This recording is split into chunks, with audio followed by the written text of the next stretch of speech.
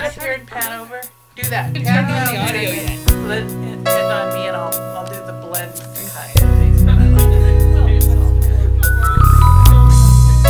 Hi. Save the world by selling placemats today. We're filming it.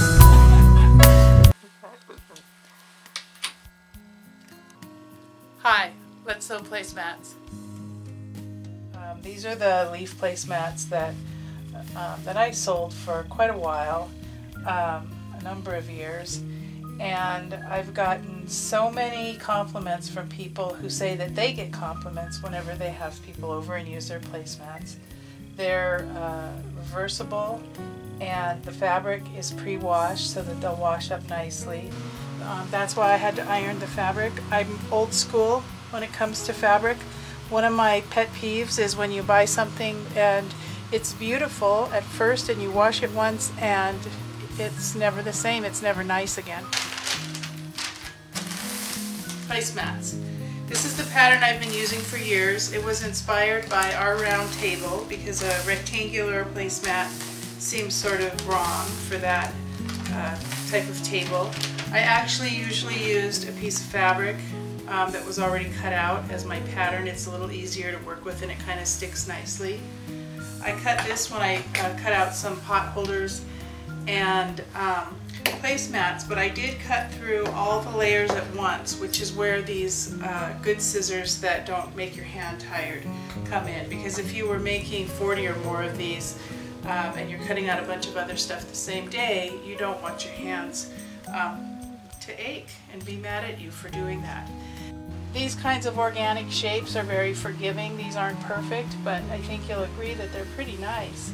And you could make a symmetrical leaf if you wanted. Mine doesn't happen to be. I'm not sure why. It's just the way I started doing it, and nobody ever had an issue. People liked them. And so I never changed it. It might have been faster. Your two fabrics are going to behave better for you if they're tonally close. This is one that I had in my booth for a long time to show that if you just wash it, it's going to wash up straight. You could still iron this and press it so it would be smooth. This is straight out of the dryer, but the point is that you don't have that buckling where one fabric goes one way and the other goes the other way, so that it just isn't flat anymore. It's all twisted up. So I'm making 8 placemats today, and so I have 8 pieces of batting cut as well as 16 pieces of fabric. You can do, of course, any number that you want. You need to have 1 piece of fabric that is cut with the leaf this way and 1 piece with it reversed, so they don't match up if you put them on top of each other until you go either right or wrong sides together. And of course, since we're turning these, we want to go right sides together. And when you put something like this together to sew it and turn it with batting in there or interfacing or anything else like that, it's good to remember that batting has a tendency to crown when you sew it. Anything in there, I call it crowning. I don't know if there's a term for it. But what happens is when you put this in here and you stitch along this line and then you turn it, and then we'll be pressing it like this and stitching it. See how the part where the batting is behind paisley fabric is fat and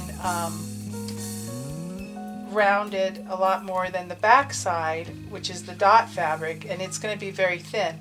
And even though this is a reversible placemat, this will be sort of the top because it's the side that will look the nicest on your table.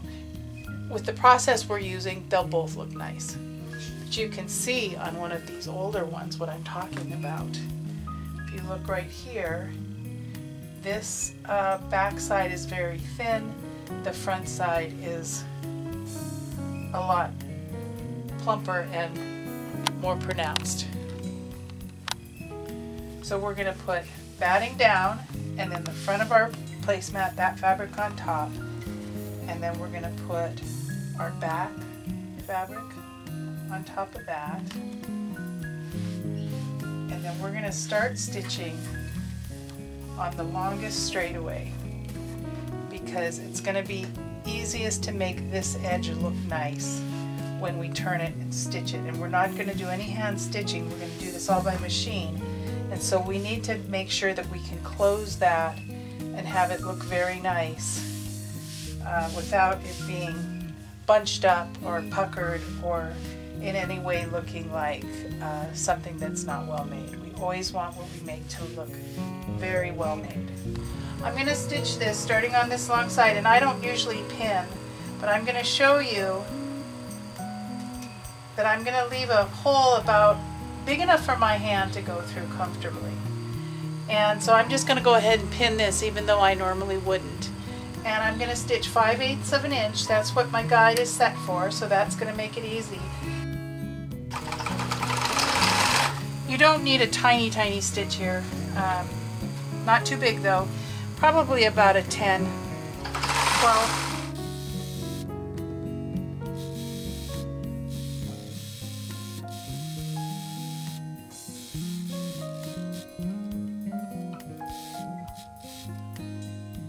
Now I'm going to trim around this, and I'll show you two things. One thing I'm going to do is cut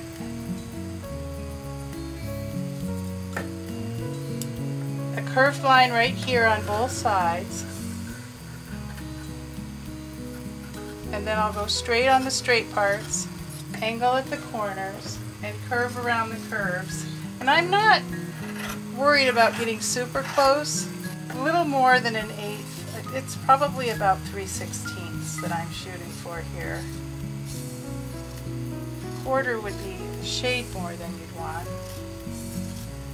It might work out. We'll cut all the way around.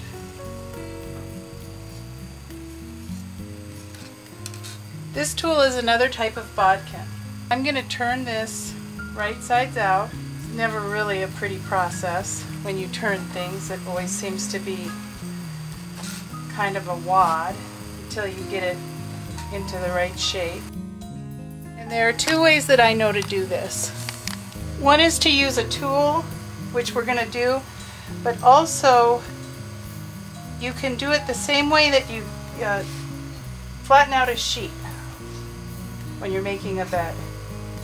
And so I just take it and I go like that, and that really gets it started.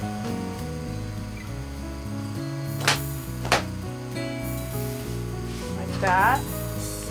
Then I'll do it this way, and that gets it started. And then anywhere that I think really needs to be pushed out, I can either use this squared off end of this tool, or I can use the ball.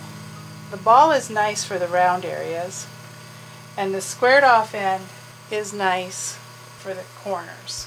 When you leave this opening here for your hand to go in, make sure you don't want to make it huge because then you have a lot more to control, but you don't want to make it skimpy because when you're turning that and also when you're putting your hand in there, you don't want to stretch this out and distort this opening because you're just going to have a lot more trouble making this edge look neat if that fabric is all wavy from being pulled too much. I'm going to spend a little bit of extra time making sure it's all nice and flat, making sure that my edge is sort of evenly located between the top and the bottom of the placemat so that when I press it, it's going to be nice. So I'm going to take some extra time and make sure that this opening is positioned the way that I want, where this, what's folded inside, is 5/8. Now I've left this extra bit of batting on here. I could have trimmed it, but I find that it's unobtrusive enough and it helps me get a nice straight line there. If you want to trim yours off when you're trimming your placemat, you should do that. So I'm going to take this now and press it, and I'm going to pay particular attention to this edge. And all I'm going to do was paying very careful attention to get this pressed nice and flat with my steam iron. I'm going to steam this.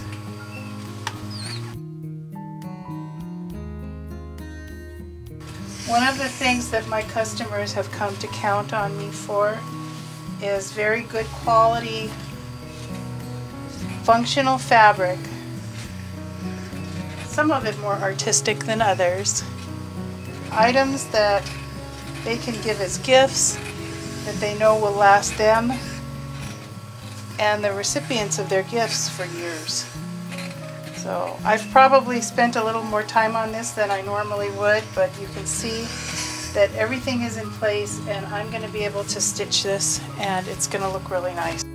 I usually like to start up on this curved edge. My opening is here, and I'm going to start to stitch up here somewhere. So you can see that if this end of the leaf makes a V, I'm about as far up this other side or even further as the middle or end of the closing part. And I'm going to put in my fabric right up against my edger foot, which is very, very handy for this sort of thing. And I'm going to do probably about a 10 or a 12 for my stitch. And I'm just going to top stitch this.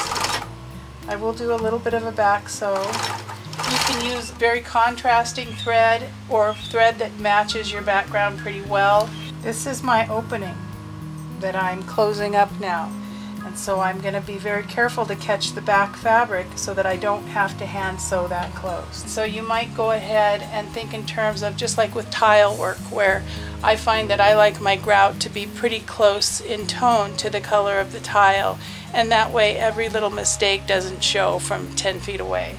But so now I have this, and this edge is a little bit wavy, but if I press this, it'll flatten right out for me. Okay, I always say that sewing to me is sort of like parenting. You need to see what it wants to do or what they want to do first, and then see if you can encourage that to be something positive. In pressing this flat, I wanted to say that you want to press with your steam and coming down with the weight of the iron, not really pushing on it. You don't want to force shapes into it. And one of the things I noticed about these two fabrics, this green dotted fabric is a great deal more stretchy than the other fabric, so I don't want to distort it by pushing it out of shape like that.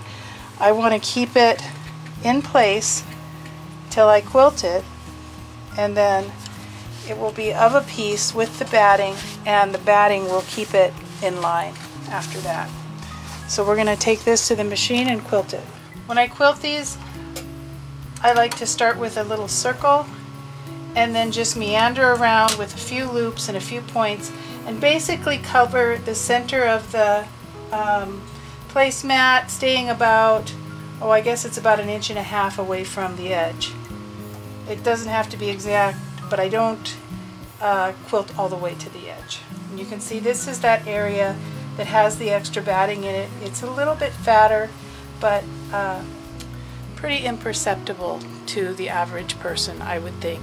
We see these things about the things we've made. To other people, they just appear perfect.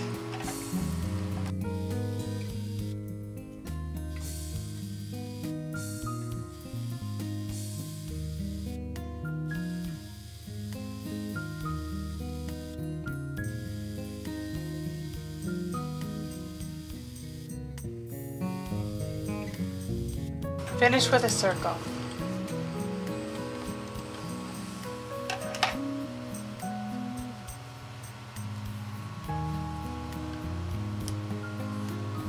So there it is, our quilted placemat. 7 more to go. Okay, so these placemats are finished, and I had a few parting thoughts. I've done these in pairs. There are 8.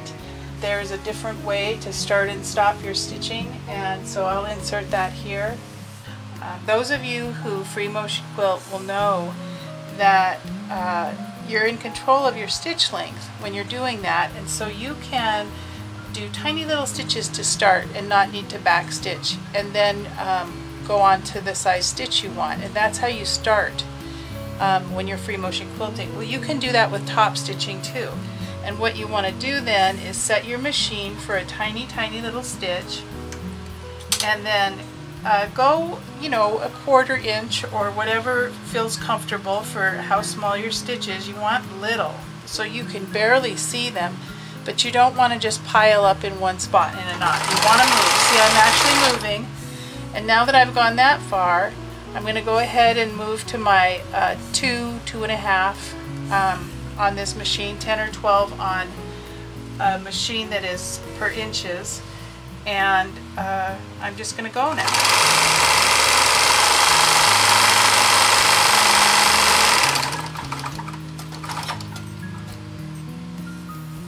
So I don't know if you can see this very well. I'm going to try to keep this in the screen. What I have here is tiny little stitches and then larger stitches, and I'll probably go even a little bigger. This is a little small for what I'm doing, and so I'll probably increase this size to finish this work. But as you can see, when I come around the other side of the placemat, once I get to about here, I can repeat the tiny little stitches right up to that, and that's going to give a much cleaner look than if I double stitched to start and then to end. And so that's just something I figured out after I learned to free motion quilt, when I would occasionally stitch something where I really wanted it to look clean in my top stitching, and I wasn't going to be putting that into a seam. Eventually I was actually stitching on the top of something. I don't usually do it for placemats. Another thing, when you're making your little area that you're going to close, and I think here all mine are in the same spot, and you'll see that when I stack these up, it really does make a little bit of a hump here because I've got that extra layer in everywhere. But as I say, I don't think it's a very big issue, and I do feel that it helps me at least get this edge nice and straight by not trimming that down to 3/8 of an inch or whatever. 3/16 of an inch. I hope you enjoyed the tutorial. I hope you'll consider making these. They'll wash up nicely. Thanks.